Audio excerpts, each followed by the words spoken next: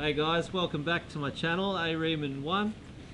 We've still got the 2021 WR450 and 250F that Addo and I featured in the last upload, the power trip. Going pretty good. Thanks again for all your support on that video. And on that, if you enjoy this stuff and you've just jumped on board, don't forget to like and subscribe to this channel. Anyway, we've just had some rain and it's probably high time we actually review these bikes. I'm not really that into it anymore, the journalism side of it, so I've been out of touch on the previous models of bikes, but that doesn't mean we've stopped riding.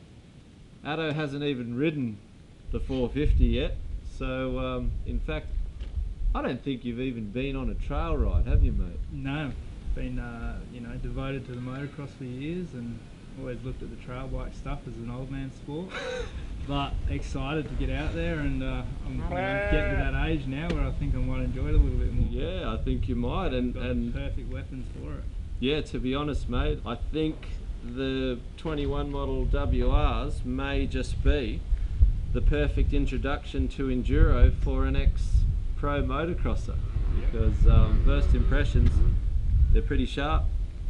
You got a good idea of the 250 on the film shoot for the power trip, but you never actually threw a leg over the 450. No, I didn't, and yeah, literally with the power trip we went 0 to 100 in no time at all, so I'm excited to examine these bikes a little bit more and really sort of break them down and see what they're capable of. Get to know them without an agenda of trying to look good on video and make an action shoot and all the, we just didn't have time to actually think about the bikes. It was just hop on, attack, nail the shot, move on to the next surface scene.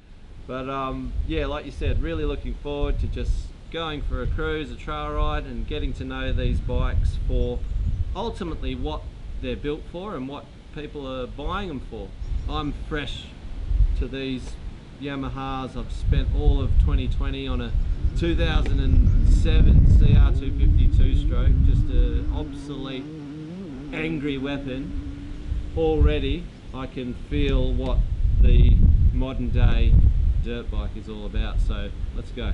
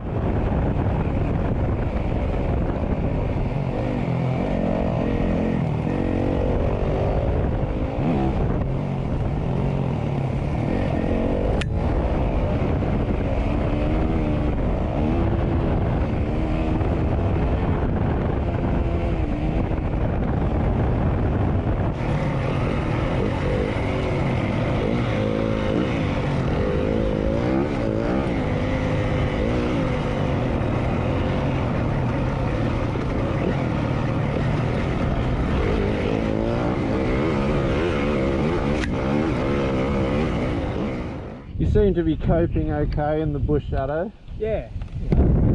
Learning from one of the best. Learning the hard way. I'm just watching you. As soon as you dart off, I just know there's a turn coming up. Something's happening, yeah. Time to step up to the 450, mate. I'm sure you can handle it.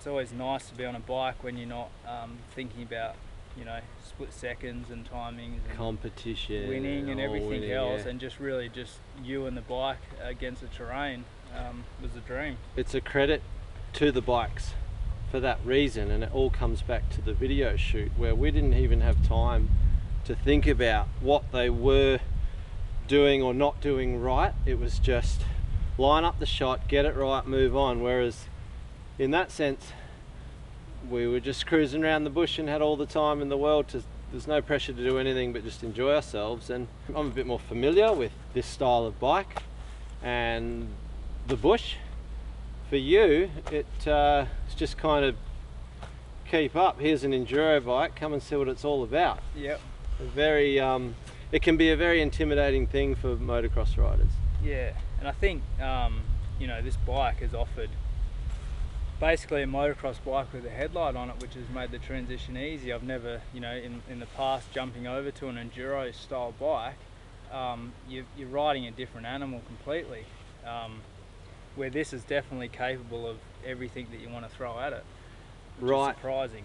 Right there, the Yamaha off-road team at 2010 right through to, you know, 2015, 16, Ballard's off-road, Activate Yamaha, them developing the WR, they all said it.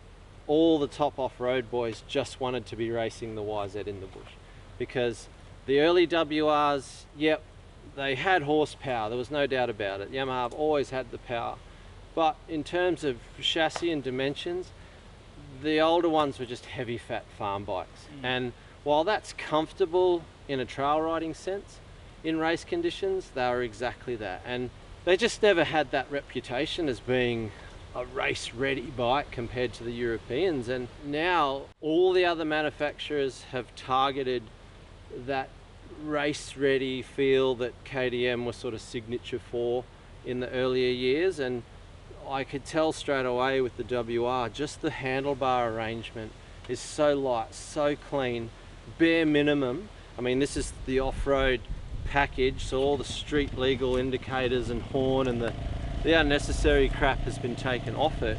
But this is an out of the crate standard WR450 for 2021. The most YZ the WRs have ever been. I think the engine is based completely on the 2020 YZ. The chassis is all, you know what, let's just bring up the specs that Yamaha are telling the world, and we'll make the call on how accurate. Okay, so this is straight off of Yamaha's site. The new engine is essentially the new generation YZ450F tuned with enduro settings. Now, they've nailed it, and I say that because I haven't even begun to mess around with the Power Tuner app yet. One thing I noticed on our trail ride is it was great having the WR250F along board as well, because when we were swapping between the two, it was so interesting to note that the actual ride dynamic and seated position, bar position, the whole feel of the chassis is almost identical between the two bikes. It's very rare. Normally when you switch between a 450, let's say a CRF 450R and a CRF 250R, whatever, you might as well be jumping to a different brand motorcycle. There is a huge impact with that engine inertia, but Yamaha put so much investment and research into developing the reverse engine that it's all about that mass centralization. The weight effects of the bike are so small to differentiate between, because the difference in weight is exactly between your legs between the two bikes, and all you've got is this, one's got more power than the other. Yeah, there's definitely some feel of inertia difference about the 450, but this 250 feels like a younger version of this bike, like the same bike 10 years young. It's hard to describe. They are so similar in characteristics. You made a comment about even the nature of the power. Yeah, I feel like the torque, the way that it climbs through the rev, is exactly the same between the motors. Like you said, the 250 might lack the power over the 450, capacity. but the actual feel of the power delivery through your rev range is very similar, and it makes the 250 very able to get you out of sticky situations with that grunt lower end, but it'll rev really high. And I found riding the 450 with the motor, you're able to just baby it around in the first quarter of the throttle, and then when you had a straight and you opened it up, you really realised how much of a aggressive animal of a motor this is, and that's when you feel like you're on a race bike. When you're tinkering around the bush, you feel like you're on something that's enabling you to move between the trees nicely. Okay, so we've done 380 kilometers on these bikes from you, which, yep, run in and then some a little bit. And I've been waiting for the suspension to sag out and go floppy like a lot of out of the crate enduro bikes do. You're the motocrosser here, Addo. Like, honestly, they don't put a foot wrong for someone like me in off-road conditions, but the fact that we can just burst out onto a decent motocross track, the spectrum of the way that this suspension is holding the ride height and allowing that consistent predictability, and just how hard you can push the front end. Mate, I'd race this thing tomorrow as is. Like, I think I spoke to you well before we did the power trip, I was unsure of, you know, an enduro setting suspension, because I'm used to motocross being quite stiff. Yep. To deal with hard hits, and you explained obviously with enduro stuff you go that bit softer, it handles the log hits and things. Yep. So not knowing what to expect, hopping on these, sort of expecting them to be like couches, soft, and I didn't want to hit things too hard or do big jumps. Kind of like they used to be. Yeah, and I was shocked not only of the progression of the front and rear, enabling to hold that ride height, but not to feel stiff when you are hitting the little choppy bumps, hitting a log, doesn't kick you up the bum, doing crazy things. But I'd have no worries at all in pushing as hard as I possibly want on the motocross track and jumping to flat and doing those extra things where you'd be scared at falling through and just blowing out on an enduro / trail bike. Definitely. And like you said, we both gave them the grace of straight out of the crate, fresh oil, springs, everything. Maybe they'll wear into themselves, and being pleasantly surprised that they are holding their own. They haven't changed, have they? Sure, I've got out of shape and done things. That mass centralisation is a big thing, and you, whether or not you can truly understand it just on a cruisy ride, it's not until you start clipping things at speed and getting the back end kicking around that how quickly they center themselves. Once they touch back down, it doesn't have this big old school, whoa, tank slapper swap out.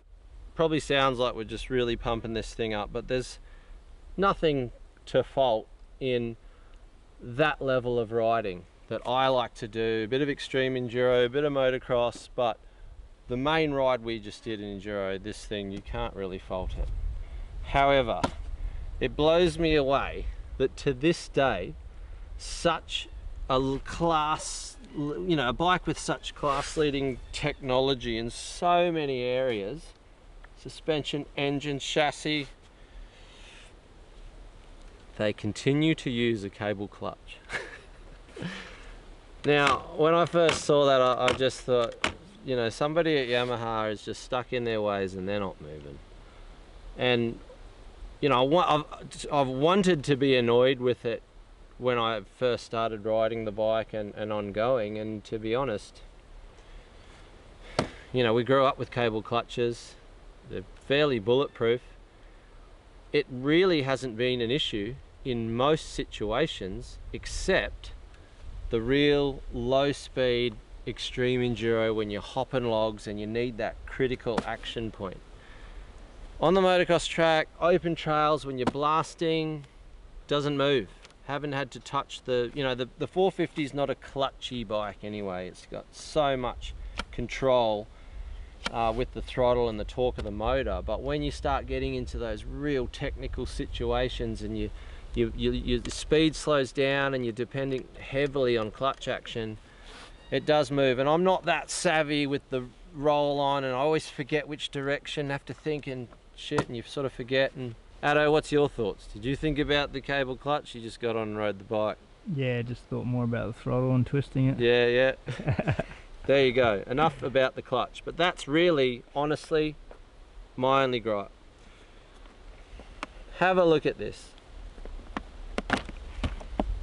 Fuel tank. This is all cool. I like it. Let's see what's going on under here. So far, no tools.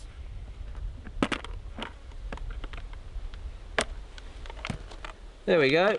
That's 380 kilometers of West Aussie riding, most of which was done in the summer, in the dry. Yep, can do with a clean, but I've run them a lot worse. 2 little clips up there, that's cool.